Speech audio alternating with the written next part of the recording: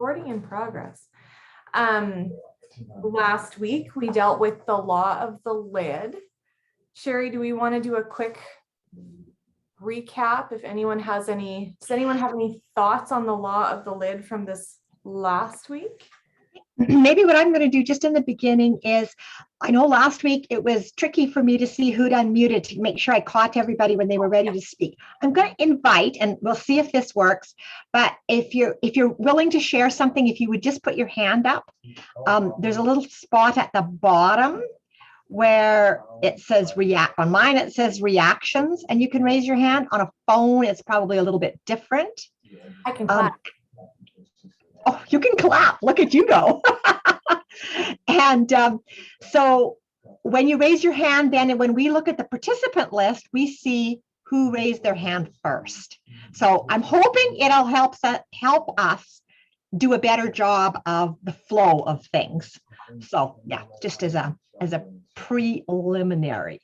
And so yes, if anyone has any comments or ahas from the law of the lid from last week's conversation, or what they thought about during this week on the law of the lid, I would love to invite you to share with us. Yeah, for sure. I think self-awareness is so amazing. Like, I've been doing a lot of like gratitude reflection this week, and I'm so thankful for just being more aware of things like this. Fran, you've got your hand up. We want to hear from you. Good job. Okay. So I don't know if it's necessarily the law of the lid, but I kind of had a little aha moment the other day. I was sitting on my porch and I was reading and stuff. And then it just kind of hit me, like I'm thinking about my why and stuff. And I was so ill. I was like, I really just don't want people to feel how I felt. I don't want people to, I know how people have felt, others having Lyme. And I'm like, I don't want people feeling like this. And I just want to share how it's helped me. Obviously it's not a cure all for anything, but it's definitely helped with my symptoms tremendously. And I was like, that's it. I don't want people to have to go through what I've gone through. And if I can help at all, that's what I want to do. And it just kind of hit me the other day. I was like, yeah, it's nice, making money and stuff, but I'm like, I don't want people to suffer, how I did. So. Yeah, totally. Absolutely. And that's one of those things that keeps you going, right? Like it's that focus on, the realization of the change that you are actually making in people's lives. For sure. Love it. Oh, that's really good. That's really good. Yeah, so if nobody has any thoughts on the law of the lid, and you know what, I think now we'll probably use that in training conversation to be like, well, yeah, they just hit their lid, right? And we're just going to assume that everybody knows what that means. But it does really give you insight as to, when people are stuck in their business, it's very possible that they have simply just hit their lid. I mean, there's like the foundational stuff. Maybe they're just not going to work anymore, but like that's, if a person is working and they're doing the things and they're doing the asks and they're posting and they're doing all those things, but they just can't retain, or they can't like any of those kinds of things, it's very possible that they have just hit their lid. It's wonderful that it is all up to us, but it's really crummy sometimes that it's all up to us. Yeah, that's exactly right. Great. So we're going to move into the law of the influence this morning. And this one for me was both easy, right? And really hard. And he initially talks about, in the very beginning, he talks about, lost the name, Abraham Lincoln. Yeah. And how he had all the influence to create a whole group of people who went with him to fight, but he didn't have the skill to actually lead them to battle. he didn't have the terminology, he didn't have the words, he just simply didn't have the skills. And it's a real reminder that skills matter. Like, we need the skills. Yeah, totally. I think it's so funny. They were like, so like one of the questions in there was about, why did he not, how did they word that? Why was he ineffective? You're like, he couldn't get them to go through a gate. Like, I mean, he did, but he couldn't, like, something so simple as trying to get the men to turn around or to fall into file or whatever.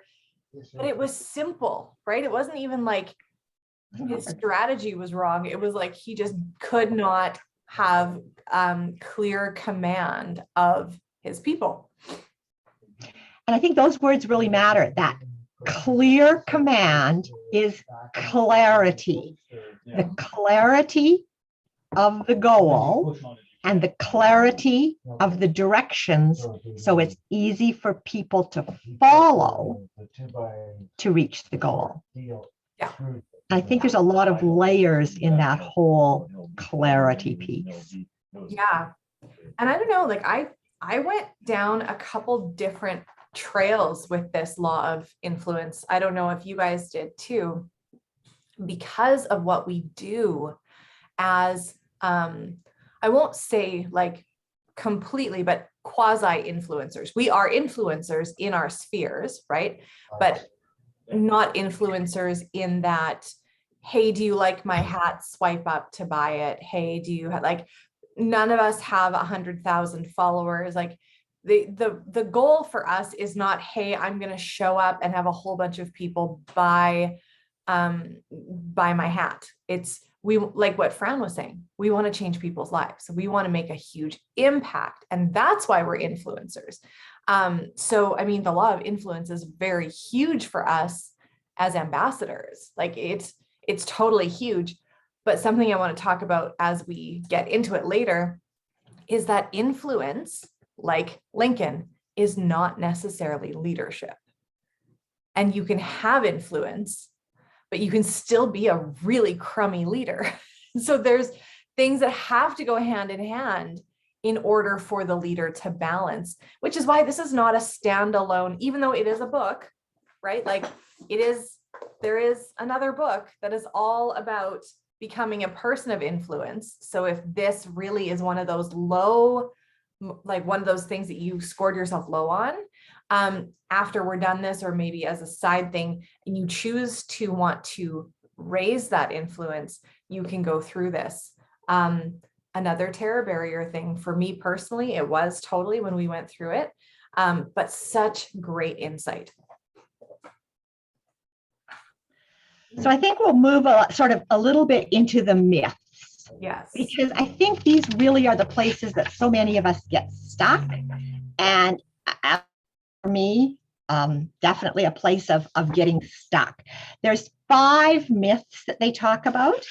They talk about the management myth, the entrepreneur myth, the knowledge myth, the pioneer myth, and the position myth.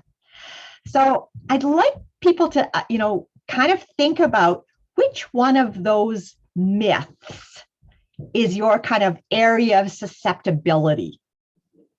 Maybe the one that you believed you needed to work on, but maybe you didn't so much, or the one that is the biggest influence on you, or that you thought you needed the most. And for me, absolutely the knowledge myth. It is, it's the one the trap I fall into every time. Not that knowledge isn't valuable, not that it doesn't have not that it's not important in our business. I mean, right in the book, he says knowledge is power. So I fall right down that rabbit hole thinking that I need to know more. I want to know more. I need to know more about this product. I need to know more about this. And I fall so far into it that I'm wanting to know and learn more, and I'm not doing the work. And so I would like to invite anyone that's willing to share what these myths brought to mind for them. And we will use that little hand function because I think that's going to work for us. So just put your hand up, and that means that we'll be inviting the people to share that want to share. So Amy, awesome. Well, I kind of flip back and forth between a few, but interestingly enough, the pioneer myth for me really actually made me think more about the people who are able to vision. He could see a vision and he could plan a vision, but he couldn't do the steps in between to get the vision to happen. He could be along for the ride in the vision. And that's one of his values and one of his actual strengths that some people don't have. But he couldn't do all the steps in between, which is also why we really do need teams and groups, because some people can be strong in visions and some people can be strong in the first thing you do is write the vision down. Like, to have those different talents and that sort of thing. So that having the vision and the steps kind of a thing is, for me, one of those things that you can get stuck in. Yeah, for sure. Thanks, Amy. I think that's a really great angle on that pioneer myth. The other thing that I want to slide in there about the pioneer myth too, and just so that you guys know, that when you look at the pioneer myth as black and white, not necessarily the way that Amy was going, but just the black and white pioneering concept. Oh, this business only works for those people who were there first. I will tell you that there are many people who were here first who had massive success from any of our, got to emerald status and fell away. And it was not true that just because they were there first, that they would be successful for always. So that is not necessarily true with Plexus, that you have to have gotten your foot in the door right away. You have to be one of those pioneers. A lot of these faces on here are in my mind pioneers for sure with this company, and you guys are all incredibly successful. So that's really exciting. Jimmy.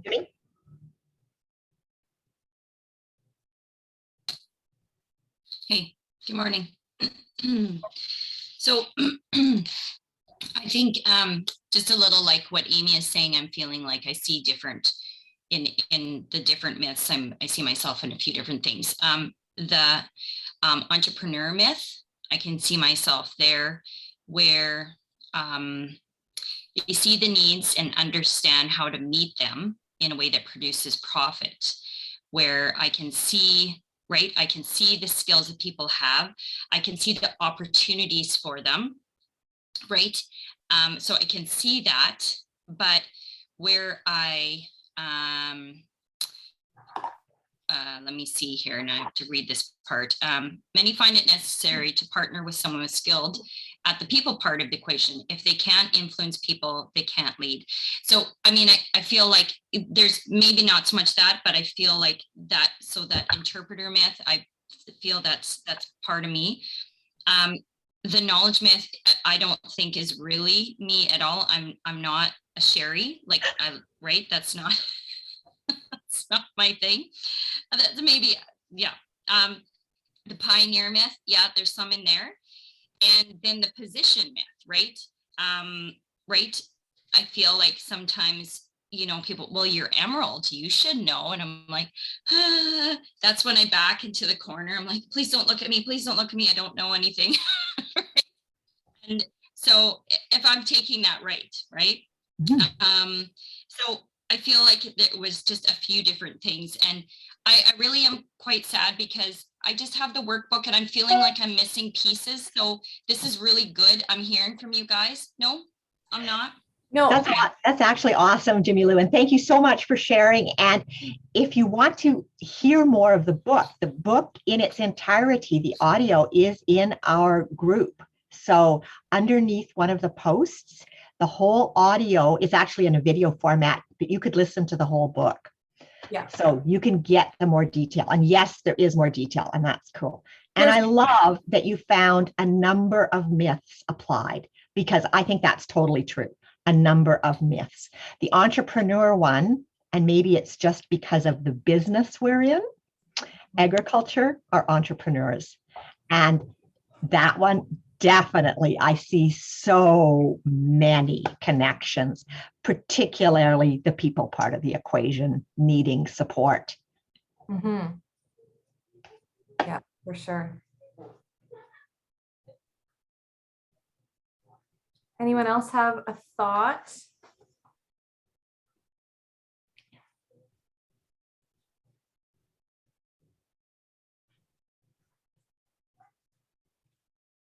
If you're not sure how to put your hand I up, have unmute. Perfect. Oh. Yes, Sharon. That's what I was gonna say. I actually don't know how to put up my hand. It's okay. It's okay. It's all good. Go like Yeah, and this. hopefully if it's We're good.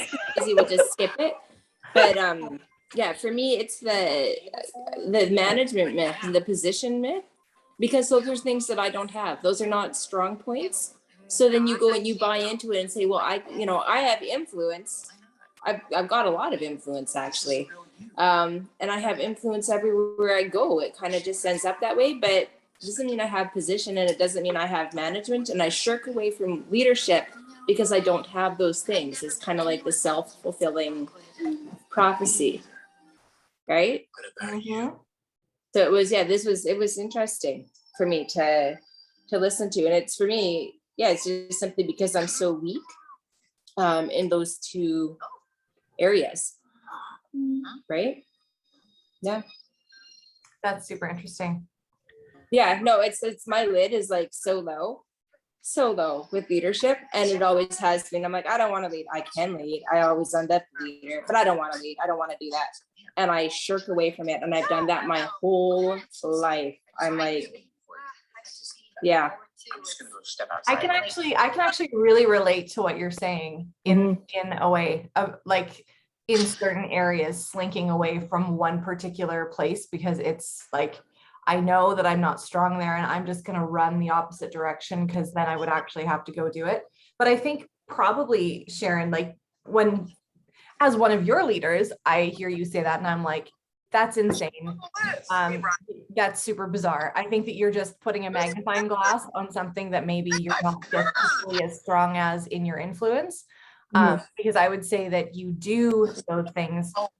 Like I think that you are a very balanced leader. But we do tend to have that. We tend to have that tendency that that when we see something that's lacking and we have a desire to grow, we just think that's like, like that's this big mountain thing. Yeah. Thank you for that. Hey, just to say, girls, quiet. You don't hit. We're just glad to have you, and it doesn't matter what background noise is going on. Yes. Yeah, no, for sure. No, it makes me aware though, but you gotta, I don't know, lean into those things and just consciously raising my lid. Yeah. For sure. Anyways, yeah, I'll put me on silent again. But thank you for bringing up the management piece, because that is one thing, especially with Plexus, that sucks people in. And it really, really does. Because what happens? You get a group of people that you are now leading. And I don't know about you, but I do not know that any time in my journey with this business have I ever felt completely 100% equipped to do what I'm doing. And so then you think, okay, I have to manage these people. I have to do something better with this, right?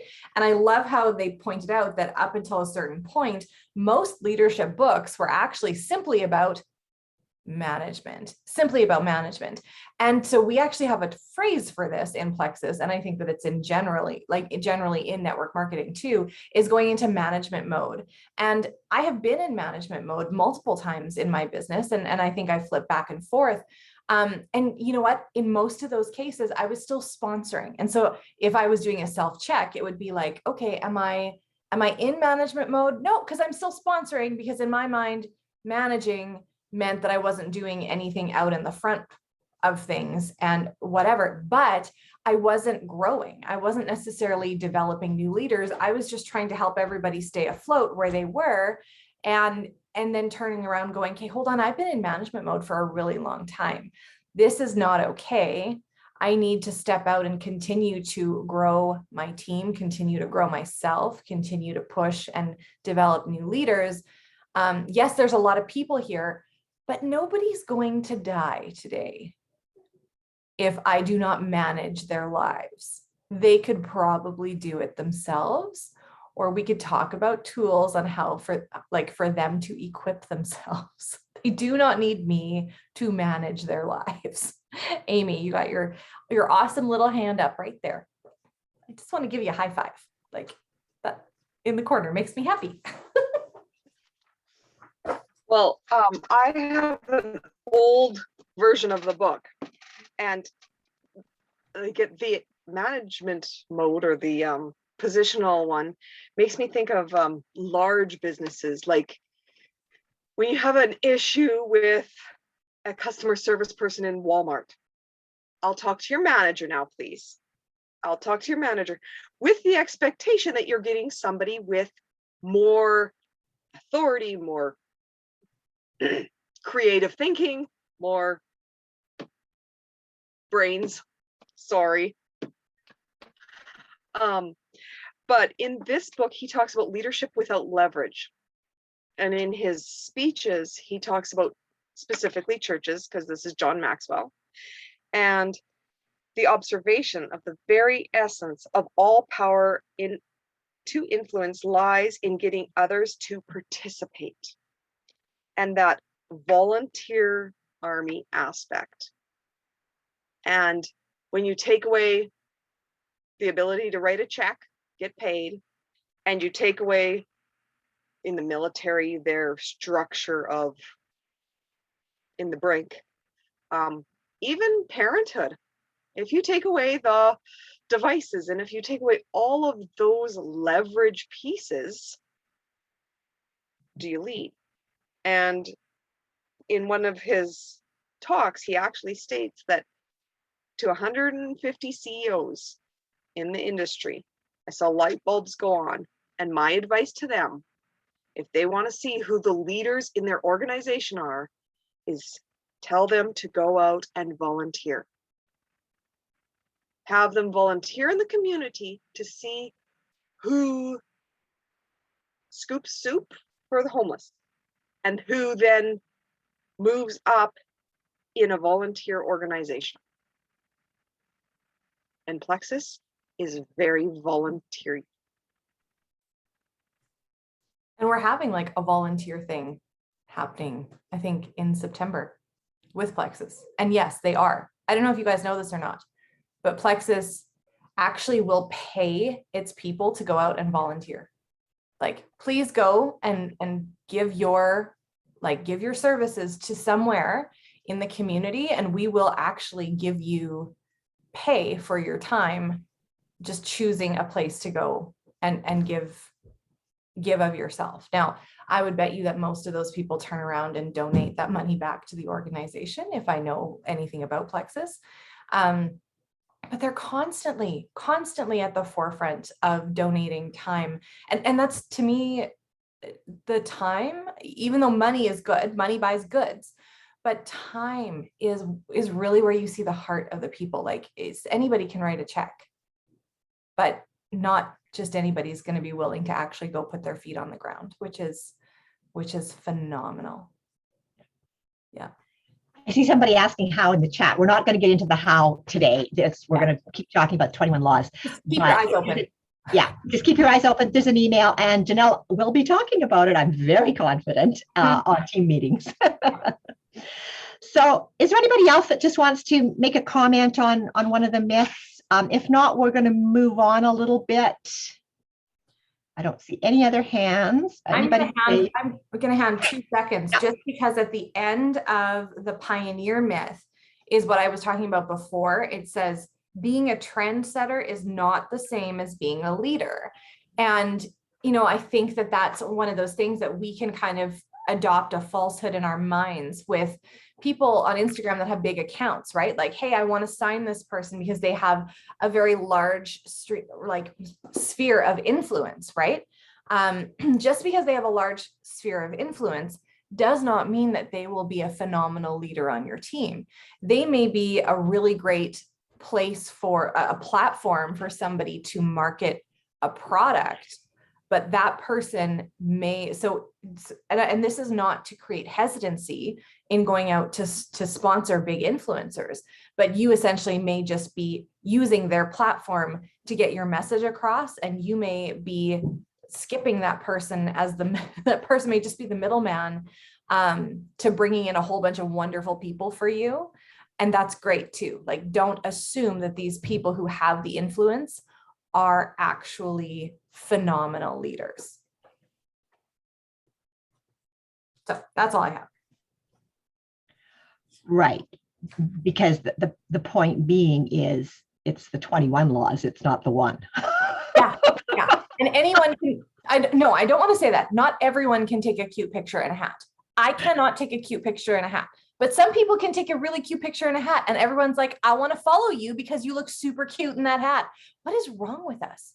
But do you know what I mean? Like, that it just seems to be the way of things, right? You can put together a really pretty 12 pictures and they can all look so nice, and you have amazing abs. So I'm going to follow you and I will listen to what you're telling me because you look cute in a hat and you have abs.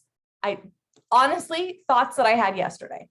But it does not mean like we're so willing to follow people. I love, though, I have to say, the shift in culture. I do really love that people are wanting to follow influencers who are regular, ordinary, normal people. We swear that they are, instead of celebrity. I'm really loving that shift in our culture. So I love, Janelle, that you just kind of led into who we follow and what leaders look like, because that's really where I want to go next. Is just wear hats. No, just kidding. No, yeah, I'll get my hat. What does a leader look like? Yeah. And so I'd like, everybody that is willing to sort of just think on that just for a minute or two, and like, what does a leader look like to you? What is the kind of characteristics or the kind of person that you are influenced by, that you do want to follow beyond the hat and abs? And what does a leader look like? Like, do they all have white hair? Do they all have long blonde hair? Do they all wear pink top? Like, what does a leader look like? And so if people can, and we're going to use our little hand function again. So just if you put up your hand, and either the mechanical one or, like this works too. And we can see everybody's hands. So you don't have to wait till somebody's hand is down before you put your hand up. So just go ahead, and I'm inviting you to share, what do you think a leader looks like?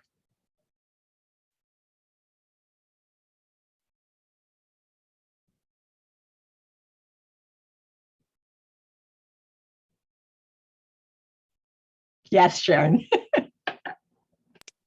Well, for me, it's buying into that myth of position again, right? Because I really and truly, like, second child, I would happily defer. You're above me, happily defer. When I was a nanny, like your professional nanny, happily deferred to the parents when I needed to. Who was running the show? I was running the show.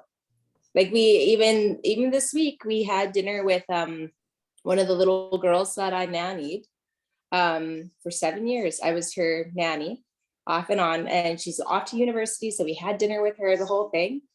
And it was interesting because Ben even said, and then her boyfriend said too, he said, you guys act like each other. She talks like you. And all of a sudden, all this stuff for him makes sense because I was the one that had influence. It wasn't mom and dad, right? That's an extreme case. But for me, I buy into the myth that position is that's what a leader looks like. Do you have that position, right? Can you do that? And then I'll defer.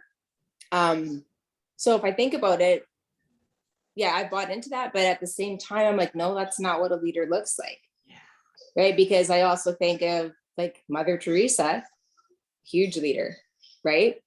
And that's true. Like, she could say things that no one would be able to get away with, right? Where I know like my dad, he's like quiet, cute, looks like Santa, but littler. Right? But he's got a massive amount of influence, and people, when he speaks, people listen, right? And they do, as he says, he does not look like a leader. He doesn't always have the position, right? He doesn't, all of these things, right? It's just interesting to kind of think about that and actually see it and apply it, right? That's awesome, Sharon. I think it's been a beautiful example of why position does not Mhm. equal leadership. No, You've just laid it all out beautifully. yeah. Yeah. No, it's interesting. Mhm. Yeah.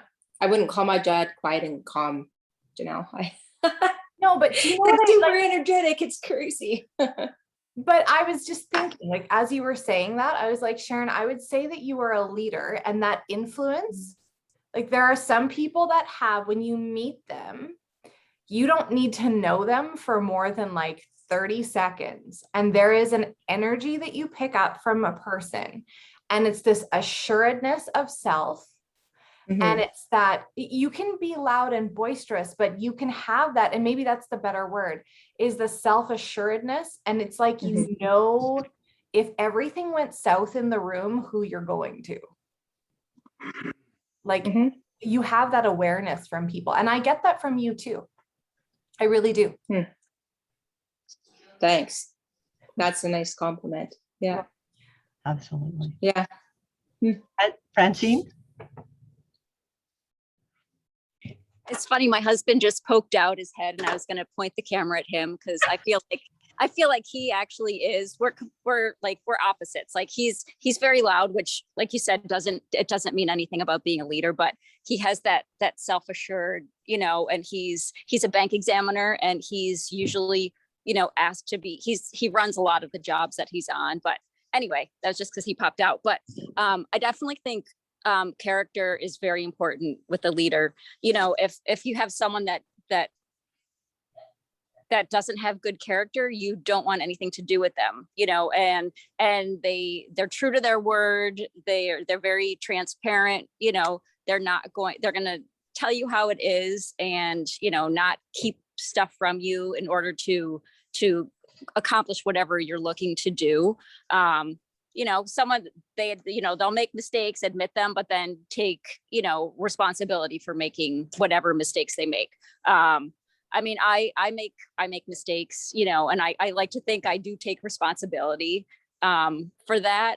But just like I said, just being honest with people, and you know, just oh my gosh, I'm just like blanking again. Just like a real person too. So, Yeah. and like you said, you know, and some people just have that charisma, like you meet them, and like when I met him, he was just like, I don't know, like it was back in college, and but yeah, some people just have that way about them, and for him it just comes naturally. For me, I have to work at it. So that's pretty much all I have to say.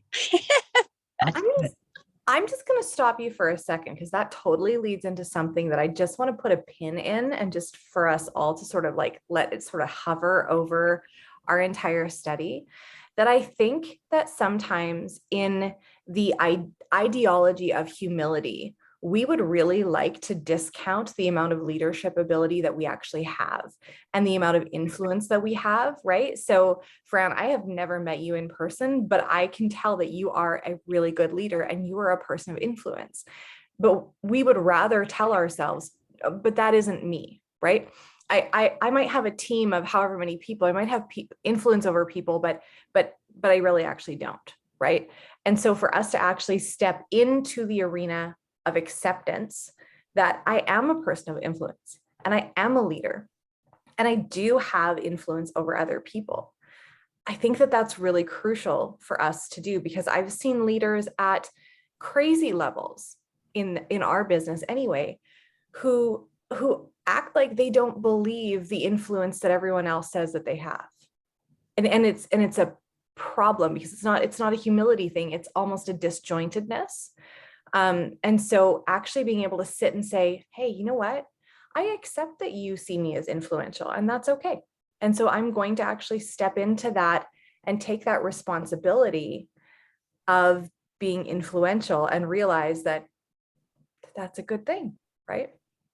So no, I appreciate your sharing too. And actually, as you were talking about your husband and that influence, I think that that's amazing. And actually, it reminded me of Sherry's husband, Lynn, because I've probably spent like all of 15 seconds with him, but I could tell you that he's a very influential person.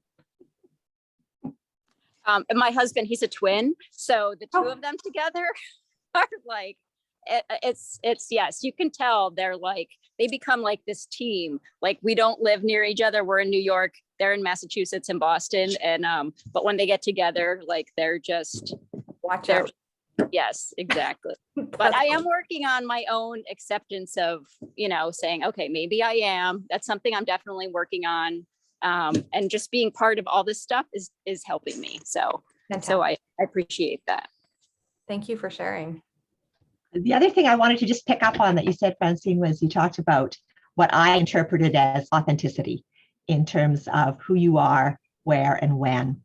And when I listen to, and specifically women, it tends to be who in their belief system of humility do not, are not authentic to their influence.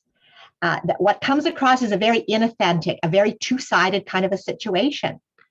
And it just kind of leaves you feeling, well, the word comes is weird. Jean-Pierre says, don't be weird. It feels weird when someone has influence. They show it in so many ways, and yet it's like they pretend they don't have influence. It's like they're not being authentic. They're not aligned. Things are not congruent. And so your comments really brought that to my mind, Francine. And as I was studying this week, I was thinking about managers who like management mode because it feels safe, but don't like leadership mode because it feels like there's a risk. It feels like they're more vulnerable and wanting to stay in that safety space versus stepping out. And we hit that dichotomy where we know we're more, but we're afraid to be more. And then we're not aligned. And then we start that internal struggle. And then how does it fit with the humility piece, right? Like, and it's like, oh, my brain's gonna explode. Yep, totally. Yes, Jimmy Lou. Yeah. Oh, are we lagging? So I have a story for you guys. So about 3 years ago, I decided to take on the Sunday school program at our church. And I felt that I needed to do this, but I was so scared of the coined term of leader or Sunday school coordinator that I wouldn't allow them to call me that, because I did not want to take the leadership to say I'm up here and I'm head of all the Sunday school, the teachers, the kids, and whatever. I was so scared of it. I didn't want that title. Yeah. And so I made them change it. I can't remember what it was, but I literally had them change it because I was too scared to actually. And so for the first, when people say, oh, you're head of the Sunday school, oh, yay, or whatever. I'm like, no, I'm not. No, I'm just, right. And I just freaked out about it. It was so silly.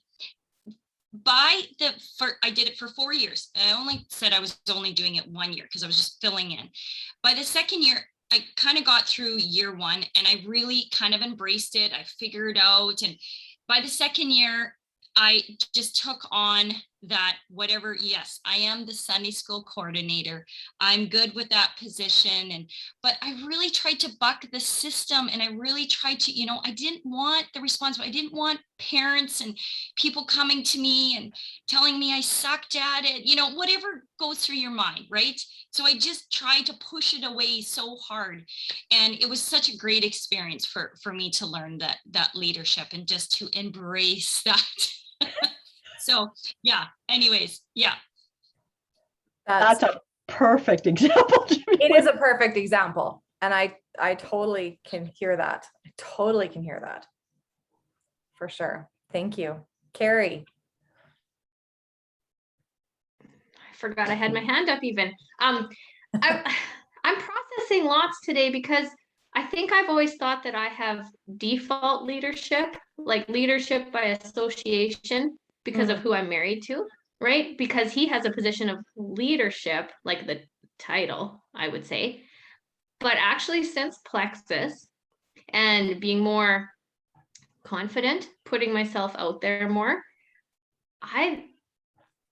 not to sound cocky, but I would dare say that I am much more a person of leadership than even my husband. And I hold a lot more influence. And I think we make an amazing team. But I think he tends to fall into the management mode of his title. Whereas there's just a whole lot going on here. And I'm not sure I even have the words, but great book. Yeah. High five. So, good book. Yeah. So I think maybe sometimes we've associated our leadership with who we are connected with and not just own it for ourselves. I don't know. Processing. That would potentially fall under positional as well, right? Right. Because your position has been elevated in your mind, because of your husband's position, right? So I have a question for you, Carrie. Okay. How did you feel that backstory. Carrie and Curtis are in ministry. Curtis is a pastor. They had to step back from ministry, and Curtis had a small appliance repair company that they ran out of their home. So Carrie, if that is true, if you've always seen your position of leadership as because of what your husband does, when he was no longer a pastor, and then, he was a business owner, but you look between a small appliance repair person and a pastor, typically one would assume that the leadership position of a pastor is higher. How did that affect you as far as your mentality on leading in that phase of your life? Well, that's an excellent question, Janelle. I don't necessarily need an answer. I'm just curious to see if you chew on it, where you come from with it. Yeah. And thinking back to last week, like I had said, I was always leader of youth group, doing all the things, like always in positions of leadership. I think there's more opportunity with being the senior pastor's wife. There's more opportunity to step out in areas I feel I can lead it. I'm gonna chew on that. And yeah. Interesting. I don't know. Sherry, you're muted. There you go. It's okay to not know. It's okay to not know. Because if we can accomplish anything in our process, helping us learn to think is huge. Yeah. And I think when we were doing the appliance repair gig, that's when Plexus entered into my life, and it gave me an avenue to lead on my own, separate and apart from Curtis, right?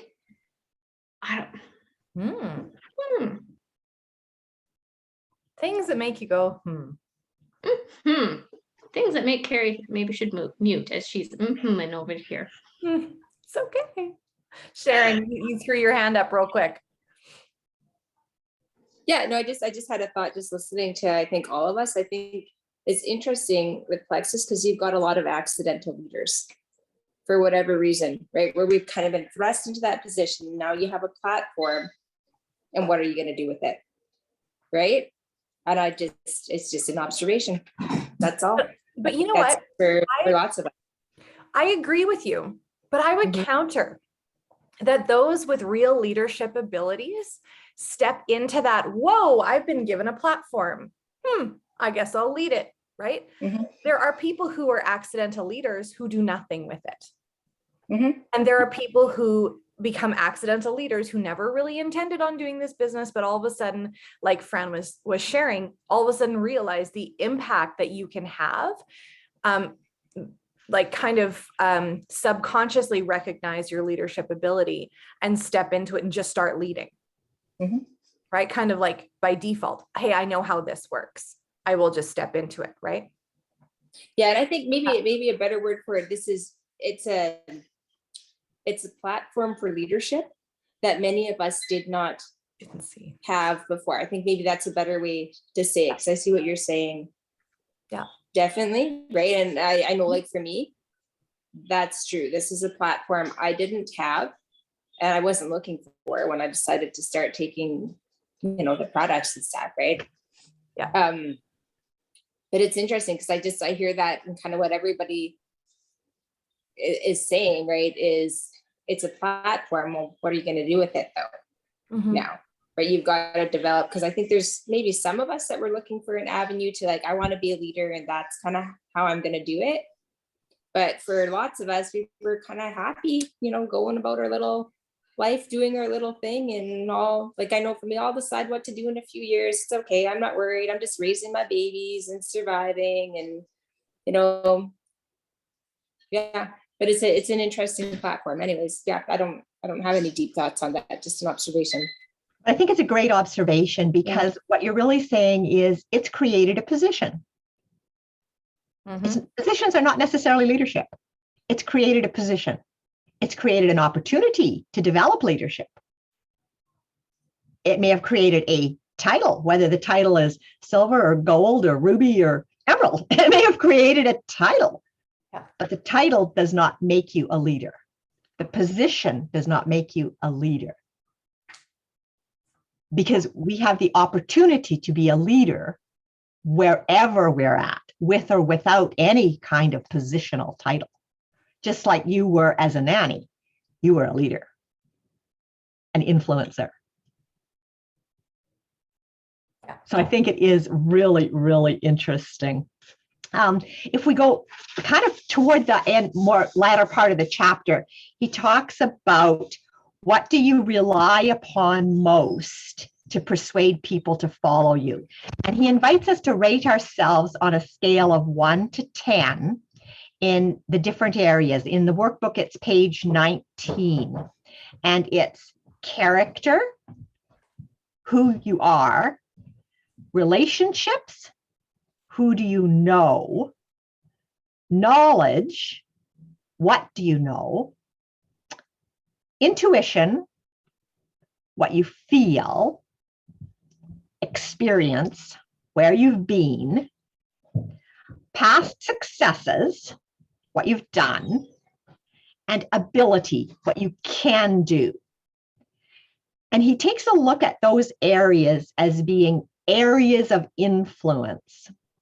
And he asks the question, on a scale of 1 to 10, rate yourself on each of those 7 factors. And so we talked a little bit on the myth side as to which ones we leaned toward or thought were most valuable. There's also the side which is the least, the lowest. And so when I was rating myself on this, I just got to get to my page now, on all of these things. Of course, knowledge is the thing that I want to go to. But I rated myself lowest on ability, what you can do, which I found interesting as I went through it. And it really pointed out to me that to feel confident in ability, you need to do, and you need to do, and you need to act. So I'm interested if anyone's willing to share where you found strengths, or where you found areas that you wanted to invest more energy in your area of influence.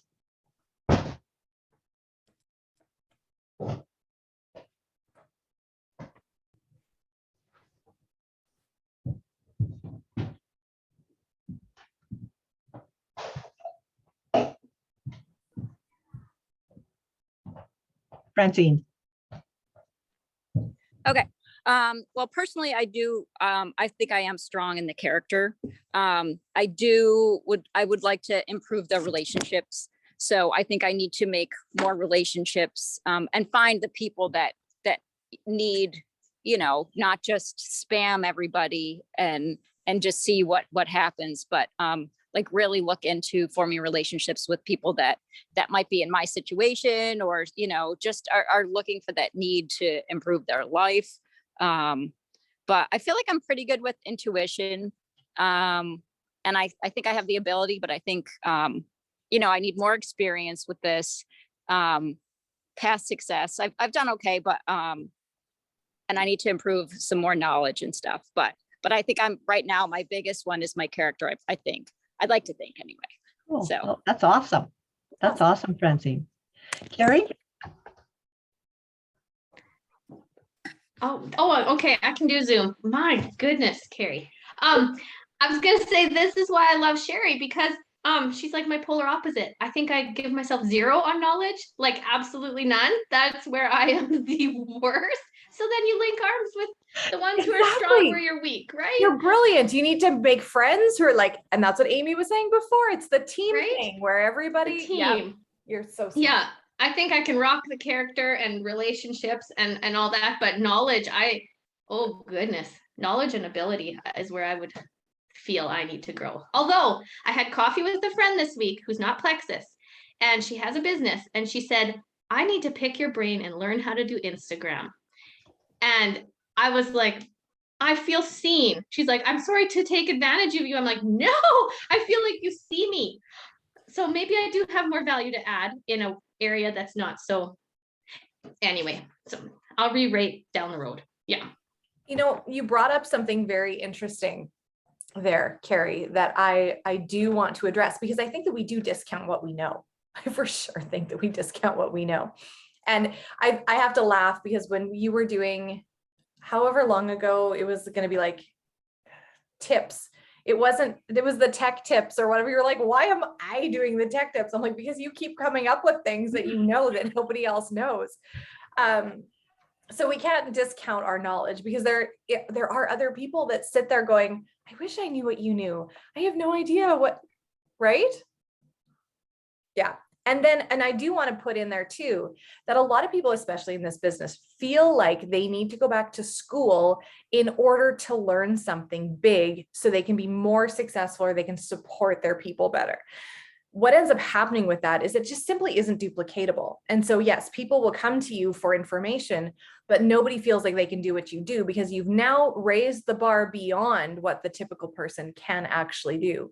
So be really careful if you're at a point where you feel like you need to plug into something that is so unattainable for a lot of people, right? I mean, if you want to take courses and you want to get certified in nutrition or whatever you want to do, if that's your bent, cool, go for it. But realize that what the average person knows is enough, with a desire to continually learn more bit by bit. Yeah, it's totally, just don't discount what you know. I know that we're getting right to the end here, wrapping up. So there is one piece that I wanted to share, a bit of an aha. It's been an ongoing aha, let's be honest. So I think that there's a lot of us here who have grown up in the church, in circles of faith. And I've realized that there's something that I have always feared in leadership, stemming from beliefs from my growing up. And this really did bring it to the surface for me this week. And I thought, my gosh, like, I just really need to deal with this. And it is a verse from the book of James. And it is, my brothers, let not many of you become teachers, knowing that we shall receive a stricter judgment. And so I remember thinking as a child that, oh my gosh, I never want to be a leader or a teacher or a whatever, because I don't want to be judged more harshly by the Lord. I don't want to have that responsibility on my shoulders that would be not just this worldly responsibility, but a godly responsibility on my shoulders that I can't handle, right? I've even seen that in my desire to share certain aspects of my faith or positions on things in the world that have to do with faith, because I don't want to be seen as a leader or an authority in that vein, because I don't want to be judged that harshly. Super funny though, guess what I am? I'm a leader. And it really doesn't matter what platform it is or what umbrella it's under. God has granted us all the position of leadership, and what we choose to do with it is our choice, right? But so funny that something that you can try to run so far away from tends to catch you. And so instead of just, like I said at the beginning, stepping into that leadership and going, it's actually okay, I will be given what I need at the times that I need it. So yeah, I wanted to be transparent and share that, because I'm sure that I can't be the only person who has read that and gone, like Jimmy said, I don't want to be the leader of the Sunday school. If I'm the leader of the Sunday school, that probably means I need to know something. And it probably means that I am more responsible for things that I don't think I'm ready for that. That has been like, and I like, that's probably been for 30 years for me, until like from the time I was a young child, thinking I never want to teach Sunday school because I don't want to be judged. I don't want the Lord to judge me on these things. This is not like falsehoods that I was taught as a child. This is the internal twistings of things in my own brain, right? So anyway, just thought that I'd, get all bare naked and stuff for you people this morning. I actually think that's a great way to wrap up our morning. Bare naked and alone.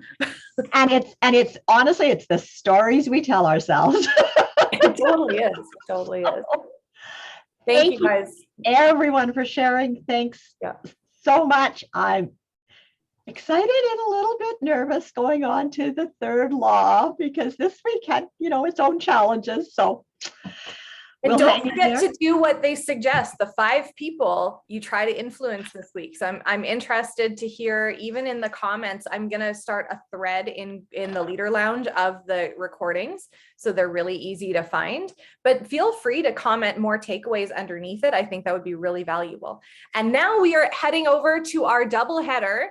If y'all are hanging around, we're going over to QBQ. So if you haven't read the book, that's okay. You can still listen to it. Nobody's camera is going to be on. You can feel free to have a bath, get naked, and actually, it's just fine. Whatever you want to do. Thank you guys so much. We'll see you next week here for the Law of Process.